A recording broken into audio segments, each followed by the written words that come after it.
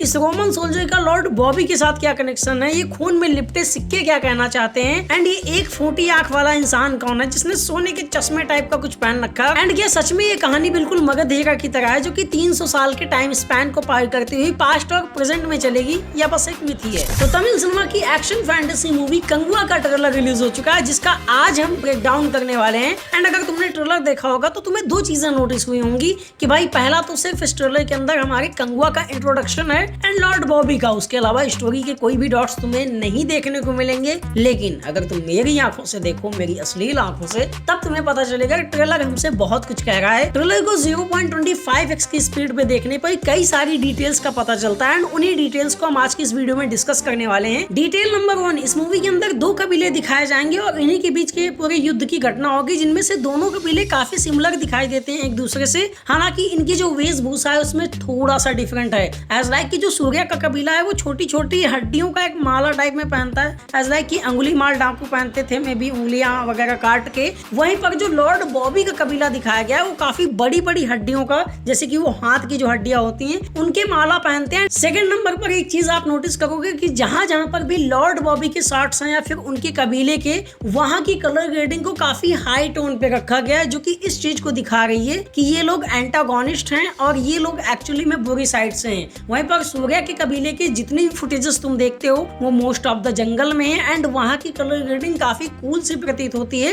तो ये काफी एक्सपेरिमेंटल चीज थी कि भाई हीरो और विलन के बीच में किस तरह से हम डिफरेंस दिखा रहे हैं। थर्ड डिटेल है हमारे लॉर्ड बॉबी की ब्रूटैलिटी को लेके। एक सीन के अंदर ये दिखाया जाता है कि लॉर्ड बॉबी एक फेस्टिवल को एंजॉय करवा रहे हैं, आई मीन कि वहां पर कुछ भी महोत्सव टाइप का चल रहा है और ढेर सारी हड्डियों के अस्थि पंजर एक लाइन से लगे हुए हैं, एक ढेर के समान। ये चीज दिखाती है कि शायद से वो लोग जितने लोगों को मारते हैं उनकी एक हाथ या फिर कुछ तो उखाड़ के या फिर काट के ले आते हैं और वो हड्डियां अपने पास जमा करके रखते हैं। और ये हाथ वाली बात कहां से आई, इसकी बात हम नेक्स्ट डिटेल में करेंगे। डिटेल नंबर 4, इस ट्रेलर के अंदर कुछ शॉट्स दिखाए जाते हैं जहां पर एक जहाज के अंदर कुछ लोगों ने लोगों को मारने के बाद उनके हाथों को इकट्ठा किया है एंड वो अब एक शिप से नीचे उन्हें फेंक रहा है और उसके बाद एक सिनेमैटिक शॉट आता है जहां पर वो ढेर सारे हाथ पानी के अंदर सिंक होते हुए दिखाई देते हैं। अब ये हाथ किसके थे, इनका क्या रीजन है, ये जानने के लिए शिप वाले फ्रेम को ध्यान से देखो जहां पर कुछ लोग खड़े हुए हैं। ये जानने के लिए उसी शिप वाले शॉट को अगेन आप देखोगे तो वहां पर आप पाओगे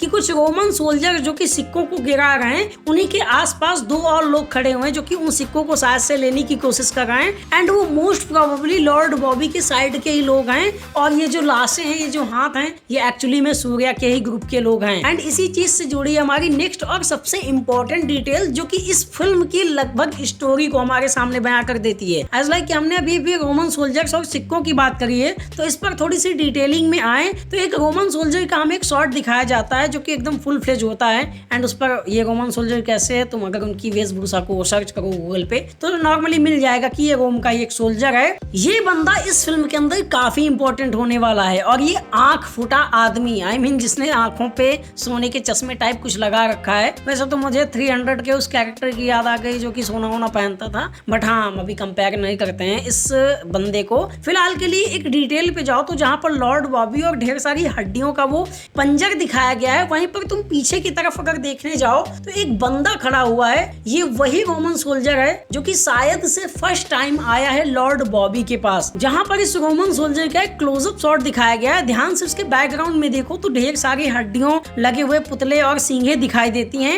एंड एक्चुअली में ये वो जगह है जहाँ पर हमारे लॉर्ड बॉबी विराजमान है।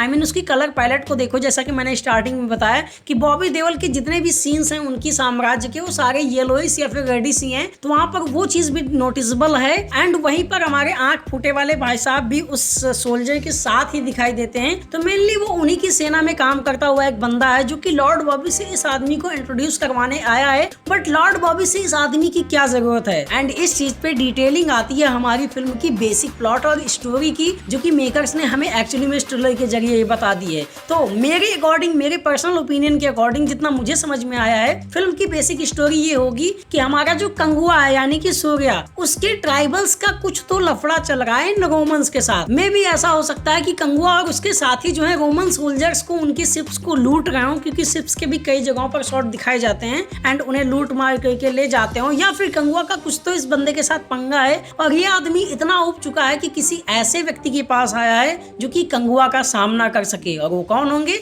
हमारे लॉर्ड बॉबी। पर हमारे लॉर्ड बॉबी ये करेंगे क्यों अपने ही जैसे एक इंसान को मारने की कोशिश करेंगे? तो उसके आगे रीजन आता है पैसा। इतना सारा पैसा जिसमें तुम अंधे हो जाओ। स्टार्टिंग में मैंने कुछ खून से लथपथ सिक्कों का मेंशन किया था। इन सिक्कों को मेनली दो जगहों पर दिखाया गया है, एक जंगल के अंदर वॉर वाले सीक्वेंस में, और दूसरा उस शिप के सीक्वेंस में जहाँ पर ढेर सारे हाथों को रखा हुआ है, आई मीन वो पानी में फेंकने की कोशिश कर रहे हैं। तो मेरे अकॉर्डिंग कहानी ये होने वाली है कि रोमन सोल्जर जो है लॉर्ड बॉबी को हायर करेगा कंगुआ को मारने के लिए पैसों का लालच देके, एंड लॉर्ड बॉबी साहब वो करने भी लगते हैं। आई मीन जब जंगल पर वो हमला हुआ है तो वहाँ पर दो ही ट्राइब्स हमें लड़ते हुए दिखाई देते हैं, पहले तो लॉर्ड बॉबी वाले और दूसरे हमारे सूर्या भाई साहब के साइड वाले। ट्रेलर में जहाँ पर उन सिक्कों का शॉट आता है बैकग्राउंड को ब्लर करके, उसी से सिमिलर एक नेक्स्ट शॉट हमें मिलता है जहाँ पर लॉर्ड बॉबी के लोग जो है कंगुआ के लोगों को मार के उनकी लाशों का ढेर लगा रहे हैं एक्चुअली में एक जगह पर। एंड ये वही का सीक्वेंस है जहाँ पर काम होने के बाद ऐसा होता है ना कि भाई काम हो गया एंड ये लो तुम्हारे पैसे, ये कुछ वैसा ही शॉट था। इवन इसी के जैसा सिमिलर शॉट था हमारे शिप के अंदर जहाँ पर वो सिक्का फेंक रहा है रोमन सोल्जर, और उसके बगल में जो आदमी उसे रिसीव करेगा वो लॉर्ड बॉबी का साइड का, मतलब कि उसका दाहिना अंग,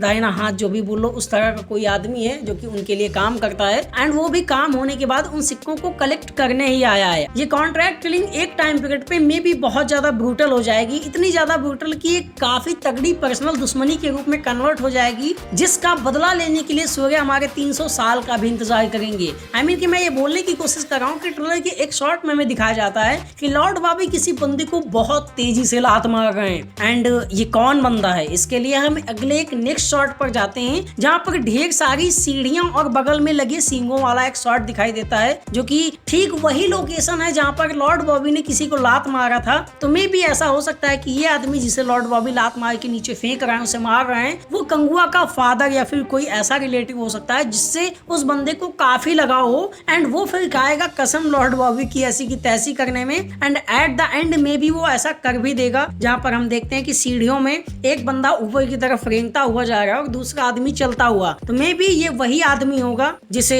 हमारे कंगुआ भाई साहब को खत्म करना है। लेकिन अगर इस सीन की ही माने तो भाई यहाँ पर तो कहानी खत्म हो गई। आई मीन कि कंगुआ अपनी फादर की या किसी की मौत का बदला ले लेगा और बस लॉर्ड बॉबी खत्म, कहानी खत्म। तो फिर इसमें 300 साल वाला वो ट्विस्ट एंड टर्न्स कहाँ से आ गया? तो मे भी ऐसा हो सकता है कि ऊपर पहुंच के कुछ ऐसी चीजें हो जाएं कि भाई वहां पर सूर्या ही मारा जाए, जो कि मोस्ट प्रोबेबली होने वाला है, और आफ्टर दैट 300 साल के बाद ये कहानी फिर से कंटिन्यू हो। लेकिन अगर यहाँ पर मेकर ऐसा कुछ करने की कोशिश करते हैं तो एक बहुत ही प्रॉब्लमेटिक चीज हो सकती है, वो है इस फिल्म पर कॉपी करने के थोड़े आरोप लग सकते हैं। आई मीन कि रामचरण साहब और हमारे राजमौली साहब की एक मूवी आई थी जिसका नाम था मगधीरा, उसका भी कुछ ऐसा ही कॉन्सेप्ट था कि भाई पुनर्जन्म वाली कहानी थी, वो बदला पूरा नहीं हुआ तो इस जन्म में लेना है। एंड ये इस मूवी के लिए एक अच्छी चीज नहीं है। आई मीन कि जब ट्रेलर रिलीज हुआ इस फिल्म का तभी कुछ लोग इस मूवी को बाहुबली के साथ कंपेयर कर रहे हैं, जहाँ पर लॉर्ड बॉबी के लुक को बताया जा रहा है कि वो जो बाहुबली पार्ट 1 के अंदर एंटागोनिस्ट था उससे इंस्पायर्ड है। कंगुआ का एक शॉट है जहाँ पर वो धनुष चला रहा है, तो वो भी कहते हैं कि बाहुबली मूवी के साथ इंस्पायर्ड है। इवन की कुछ शॉट्स में भी कहा गया है कि ये बाहुबली से इंस्पायर है। तो ये एलिगेशंस थोड़े अच्छे नहीं होंगे आई थिंक फिल्म के लिए।